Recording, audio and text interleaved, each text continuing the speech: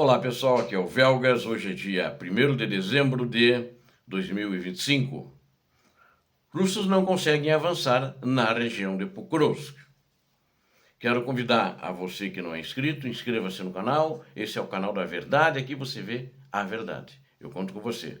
Quero pedir a todos que estão assistindo o vídeo que deem um like, tenho certeza que vocês vão gostar.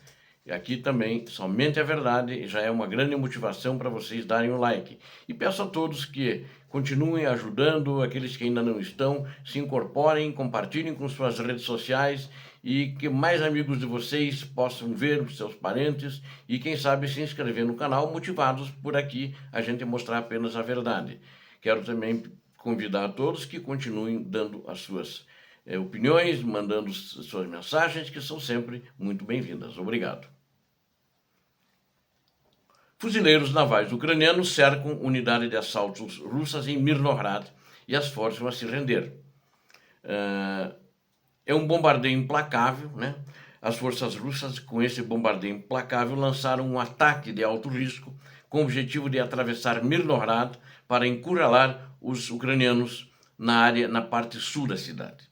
E queriam atravessar Mirnohrad, né? Para poder, ali naquela posição, atacar o norte de Pokrovsk, que eles querem assumir o norte de Pokrovsk. Mas a neblina estava cobrindo as ruínas, né, da cidade. A cidade é só ruínas, né?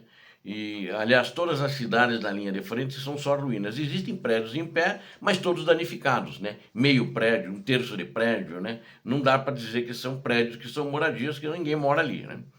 E os fuzileiros navais ucranianos, então, também aproveitando-se de uma neblina, que os russos estavam favorecendo os russos, mas os russos eles já tinham identificado os russos, o avanço deles, eles procuravam silenciosamente, né, avançar em direção a Mirnohrad, mas o que acontece? Essa aposta russa acabou sendo, que é ousada, né, acabou transformando-se em uma derrota humilhante. No momento em que as forças ucranianas elas cercaram os russos que estavam tentando tomar Mirnohrad. É uma última tentativa justamente de alcançar Mirnohrad que eles fizeram agora nesse final de semana. O objetivo tático das forças russas era avançar até o norte, que já fizeram essa tentativa outras vezes, não conseguiram. Então, que a partir dali eles chegariam numa outra direção a Pokrovsk, né? Não é a primeira vez, né? Esse é um relato agora recente de ontem e dos acontecimentos de ontem e anteontem, né? Ontem, domingo e sábado, né? E queriam isolar as unidades ucranianas que estavam posicionadas com esse avanço nos prédios, altos prédios, eles até chamam arranha-céus lá. Então eles queriam, mas os arranha-céus não tem prédios de 40, 50 andares, lá. São prédios de 10 andares, de 5 andares, né? Então isso ia permitir eles contornarem e deixar mais perigoso, e queriam confinar os ucranianos numa área restrita, nesses prédios, e eles iriam cercar. Esse era o objetivo deles, e eles acabaram sendo cercados, eliminados, e muitos foram feitos prisioneiros. E se eles conseguissem isso, deixariam os ucranianos sem comunicação terrestre, o que significa que apenas drones seriam capazes de abastecer a Ucrânia, as tropas ucranianas. Se as forças russas não conseguirem cercar os arranha-céus, precisarão atacá-los diretamente, o que ia dar muitas baixas pesadas para eles. Os russos, então, estão tentando, quase que diariamente, conduzindo esses ataques tanto pelo leste como pelo oeste, que fica sem um controle total, né? Eles não controlam a parte norte, que tem uma ligação muito próxima e direta, uma estrada que liga Pokrovsk, e não podem utilizada como uma plataforma eficaz os recursos necessários para explorar plenamente as suas vantagens. As más condições climáticas, os dois exércitos sofrem com isso, mas quem tem a melhor informação de onde está o inimigo leva a vantagem, e a Ucrânia levou a vantagem ao detectar essa aproximação das tropas ucranianas, embora que eu acho que a neblina ajuda muito a aproximação dos russos e consegue ocultar seus movimentos e avançar sem serem detectados, né? A visibilidade até umas 10 horas, 11 horas da manhã é muito baixa. Mas também, essa vez, como algumas outras vezes também, provavelmente, ela agora nesse final de semana, ela facilitou a organização de emboscadas pelos ucranianos. Que esse sucesso dessas contramedidas, dessas emboscadas ucranianas, demonstram que os drones russos também estão sendo afetados, não só os ucranianos que não podem enxergar de longe a aproximação das tropas inimigas, com os operadores russos incapazes de fornecer vigilância aérea suficiente, né? A Ucrânia também tem esse problema, né? Mas eles não sei como conseguiram detectar essa aproximação, tentativa furtiva de cercar, entrar e cercar os prédios ali na periferia e no centro e avançar já para pegar na direção de Pokrovsk, né? E para apoiar essas operações terrestres e romper as defesas ucranianas, os russos também estão bombardeando a região de Mirnohrad, Pokrovsk, né? Com 15 mil projéteis de artilharia por dia. Então é uma loucura, né? Em 24 horas eles lançam praticamente, não para, é ininterrupto, os ucranianos estão sendo bombardeados por eles, né? Todos os ataques são precedidos, os ataques terrestres são precedidos por intensos bombardeios preparatórios. Os russos também estão lançando, em média, 150 bombas planadoras por dia ali na região de Pokrovsk, né? E Mirnohrad, Pokrovsk, Dobropilha, essa região ali, né? Ou seja, estão lançando bombas FAB 3000. A FAB 3000 são bombas de 3 toneladas, é uma potência muito grande. Atinge um prédio, desmonta o prédio praticamente, ou quase desmonta, dependendo do prédio, né? Como resultado, inclusive, não há um único edifício intacto em Mirnohrad, mesmo em Pokrovsk, né? Só que eu quero destacar, o Mirnohrad é uma cidade antes da guerra, tinha 48 mil habitantes, prédios altos ainda estão em pé, mas apesar dos ataques contínuos, eles estão em pé, mas todos já têm danos graves, né?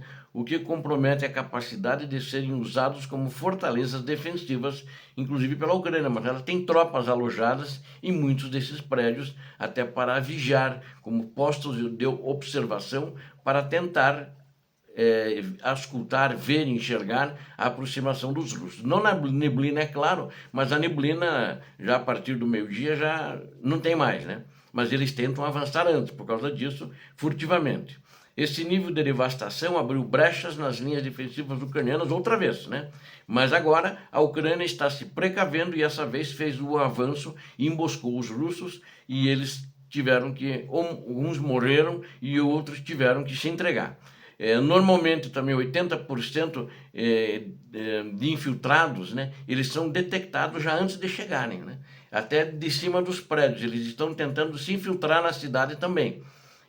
Mas não tem conseguido sucesso nessa infiltração. A Ucrânia tem eliminado a maior parte deles antes de chegarem na cidade, ou seja, eliminado efetivamente, né? Eles não participam do ataque principal, eles tentam usar a neblina como vamos dizer, para descobrir, para ser o escudo deles, não é o escudo, mas para poder se aproximar furtivamente. Mas os ucranianos têm detectado por tropas em terra que estão ali, até com vigilância de drones, voando mais baixinho, né? Teve até um exemplo aí que aconteceu esse fim de semana, 4 soldados russos, eles tentaram e conseguiram entrar, foi o único grupo que conseguiu entrar, de 4 soldados russos. Eles entraram num prédio, e um prédio destruído, né? Mas é um prédio, dava para subir pelas escadas, alguma coisa assim, e eles quiseram fazer uma posição dentro do prédio. É um prédio que já estava sem teto, inclusive. Como estava sem teto e eles subiram, eles foram localizados por um drone ucraniano, só que era um drone de reconhecimento, não era um drone de ataque, e aí esse nível de destruição, vamos dizer assim, acabou jogando contra os russos. E esse drone ucraniano detectou os movimentos desse grupo de 4 elementos e transmitiu as coordenadas da onde eles estavam para a infantaria ucraniana que estava em terra. Aí os fuzileiros navais ucranianos se aproveitaram da neblina, movendo-se para cercar a equipe russa, desprevenida. Eles não estavam esperando ucranianos ali, eu achei engraçado, conseguiram chegar num prédio, não estavam esperando, mas eles estavam claramente operando às cegas, né? Sem qualquer apoio aéreo de drones, o que foi uma vantagem para a Ucrânia. Toda a unidade russa foi emboscada e obrigada a se render imediatamente. Eles não ofereceram resistência dentro de uma desvantagem esmagadora numérica que, com certeza, significaria a morte certa. Eles foram muito conscientes dessa vez. Eles saíram do abrigo já, quando viram os ucranianos, não precisou nem trocar tiros, nem pedir para eles se entregar. Eles já saíram com a mão para cima, rendendo-se às tropas ucranianas.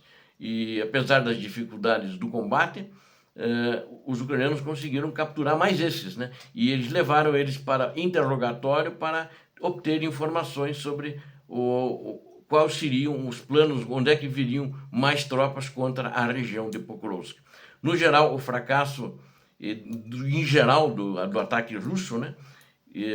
Ao norte de Mirnograd, evidencia as limitações da estratégia ofensiva da Rússia, mesmo com o apoio de bombardeios massivos.